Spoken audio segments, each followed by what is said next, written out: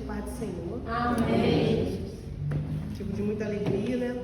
Estar aqui podendo estar trazendo uma palavra para essa irmã e a gente poder estar já começando o domingo na presença do Senhor. Aleluia. Tipo de agradecimento a Deus por isso.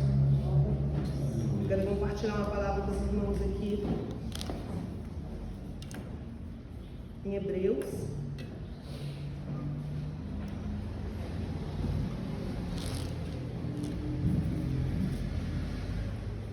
Capítulo 10, versículo 38.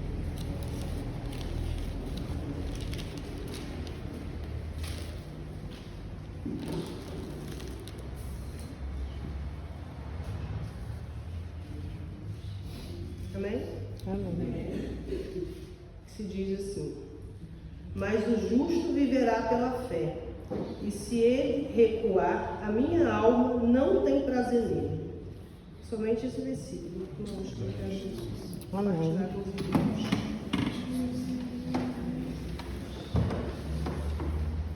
O Senhor colocou no meu coração para falar com a igreja sobre fé, né? E temos vivido dias muito difíceis, né? A igreja tem vivido muitos dias muito difíceis. Nosso país, né? A humanidade, a gente vê que é guerras para todo lado. A gente vê que são doenças, né? E fora os nossos problemas que nós temos do dia a dia, né? Familiares. E o Senhor falou, fala de fé para a minha igreja. Amém. E eu creio que o Senhor falou para mim falar de fé, né, para a igreja, porque Deus vai ministrar sobre o coração das irmãs essa noite, sobre o coração dos irmãos, sobre esses que estão aqui, né, para receber a palavra do Senhor. E o Senhor começou a falar como tem estado a nossa fé diante da presença de Deus, né? Como nós temos nos comportado com a nossa fé diante do Senhor. Como nós estamos vivendo os dias difíceis diante da presença do Senhor. Porque a gente ter fé, né, e confiar em Deus quando tudo está indo bem é muito fácil. Mas e quando as coisas não vão bem, né? E quando os dias difíceis se aproximam, quando a luta vem, quando a doença vem, quando os problemas vêm, quando as portas se fecham, quando o desemprego vem, quando a vida financeira fica difícil, temos confiado no Senhor como devemos confiar? Né? Temos mantido a nossa fé viva na presença de Deus? Aleluia. Porque a palavra diz que sem fé é impossível agradar o Senhor. Sem fé é impossível fazer a obra de Deus. Sem fé é impossível orar por aqueles que estão do nosso lado para alcançar a vida deles. Sem fé é impossível concluir os projetos que o Senhor tem sobre a nossa vida. Porque a fé envolve todas as coisas. E eu creio que é isso que o Senhor quer tratar com a igreja nesta manhã. Amém, Jesus. Sobre a nossa fé. Como está a nossa fé? Nós temos refletido sobre isso? Porque às vezes nós achamos que a nossa fé está lá em cima, forte. Mas e quando vem a dificuldade? Né? Temos que estar preparados.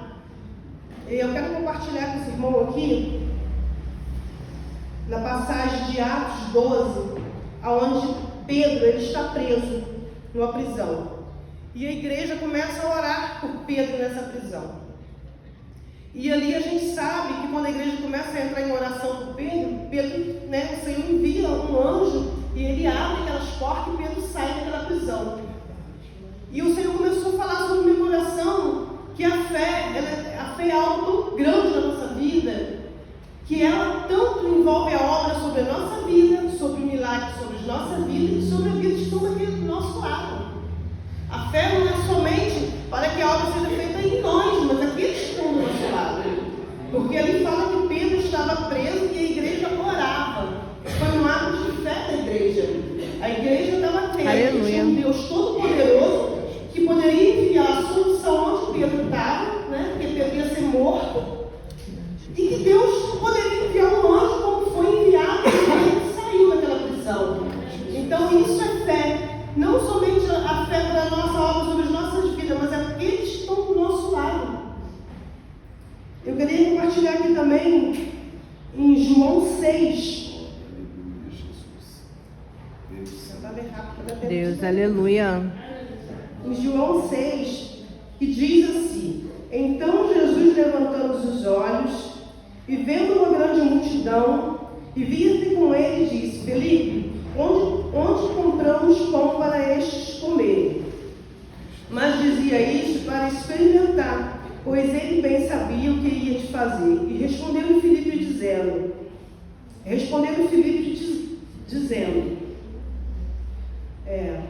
para que cada um receba um pouco, o que lhe disse um dos seus discípulos, André, irmão de Simão Pedro, está aqui um rapaz que tem 5 pães de cevada e 2 peixinhos, mas o que é isto para tantos? Essa passagem a gente sabe que Jesus estava ali com uma multidão muito grande e Jesus se preocupa ali em fazer a alimentação daquela multidão. Mas aqui a gente vê que Jesus diz que ele fala isso só para experimentar a reação dos discípulos, porque Jesus já bem sabia o que ele ia fazer, porque o Senhor, ele sempre sabe o que vai fazer, ele sempre já está com toda a estratégia pronta sobre as nossas vidas. E ali a gente vê que aqueles discípulos, eles ficam preocupados. Como vamos fazer? Né? Não temos condições de fazer algo aqui. E ali mostra que aquele menino, ele aparece ali com 5 peixinhos, né? E o Senhor vai ali e multiplica aquilo. E Deus começou a colocar no meu coração a nossa fé. Às vezes nós achamos que não temos nada para oferecer a Deus. Esse menino, ele parece somente nesse capítulo, né? Ele não parece em outros capítulos, mas através da vida dele, o Senhor usou o que ele tinha para saciar a fome de 5.000 pessoas, que a Bíblia diz. E muitas das vezes nós escondemos aquilo que nós temos do Senhor. Às vezes como eu fui convidada hoje para trazer a palavra, eu fui convidada para trazer em outros lugares, e muitos são, às vezes temos medo de falar de Jesus, temos medo de entregar aquilo que Deus deu para a gente, achando que é pouco, achando que não vai fazer diferença na vida daqueles que estão sentados, que estão ouvindo, mas faz, igreja, faz, nunca deixe de fazer aquilo que Deus manda vocês fazerem. Glória a Deus. Que nós tenhamos ter fé, porque o Senhor fala que quando vamos falar da palavra dele, não somos nós que falamos, é o Espírito Santo. Aleluia. Quando Jesus fala para Moisés falar aquele povo, Moisés começa a falar, Senhor, mas eu não posso. Senhor, eu sou assim, eu sou assado, eu não posso. E o Senhor fala, eu colocarei a palavra na tua boca, não se preocupa. E isso também é um ato de fé, porque o Senhor, ele diz que quando vamos falar da palavra dele, que não somos nós, é o Espírito Santo. E temos medo de apresentar para o Senhor aquilo que nós temos. O menino não tinha nada, ele só tinha 5 peixes, mas ele apresentou. Aleluia. Mas Deus deu um crescimento. Porque quando você apresenta aquilo que você tem, ainda que seja pouco, é Deus que dá o crescimento. Aleluia. É Deus que multiplica. É Deus que faz dar o efeito. A palavra diz que um planta, um rega e Deus dá o crescimento. E nós podemos ter essa certeza no nosso coração em tudo que viemos fazer. Que não venhamos temer sobre a obra de Deus, sobre aquilo que Deus tem colocado sobre a nossa mão, igreja. Eu gosto de colocar o Catubira, eu sempre falo do Catubira. Sempre quando tive a oportunidade, vocês sempre me ouviram falar do Catubira. Né? O Catubira foi apresentado ali 5 peixinhos, mas Deus está no crescimento. Aleluia. A gente começamos com aquele estudo dentro de casa, apresentando o pouco que a gente tinha para Deus. Glória a Deus. Mas Deus Aleluia. Amém. E aí eu creio que vai saciar a fome de mais de 5.000 homens que estão aqui. Eu creio que aquela obra vai crescer. Aleluia, em nome de Jesus. Vai crescer e muitas almas vão ser alcançadas através daquilo ali. Porque não temos que ter medo de apresentar o povo que tem a Deus. Precisamos somente apresentar aquilo que temos a Deus. Aleluia.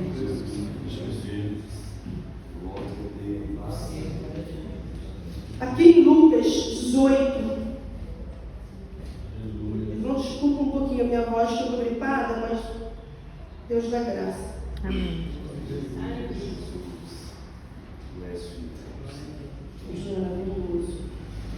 Lucas 18 diz assim: ora, quando ele ia chegando em Jericó, estava um cego assentado junto ao caminho, mendigando. E eis que, pois, ouvindo passar, a multidão perguntou o que era aquilo. E disse-lhe Jesus, o Nazareno, que ia passando. Então ele se pôs a clamar, dizendo: Jesus, filho de Davi, tenha misericórdia de mim. E os que iam à frente repreendiam para que se calasse. E ele, porém, clamava ainda mais: Filho de Davi, tenha compaixão de mim.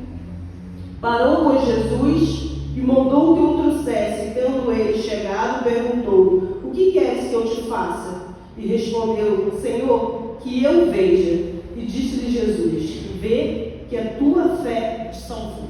Amém. Se a gente for acompanhando a palavra de Deus, a gente vai ver tanto atos grandes de fé, né? E o Senhor foi me mostrando que a fé depende também, às vezes, de ação. Aleluia. Tem muitas das vezes em situações que passamos que temos que ter fé, nós temos que aguardar no Senhor, esperar a resposta de Deus. Porque muitas das vezes queremos agir pelo nosso próprio entendimento e não dá certo.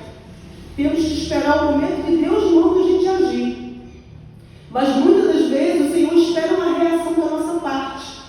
Igual esse cego, ele estava à beira da rua, ele sabia que Jesus estava passando, com certeza ele já tinha ouvido falar de Jesus, ele já sabia que era o Filho de Deus, que era o homem de Deus que trazia cura e salvação.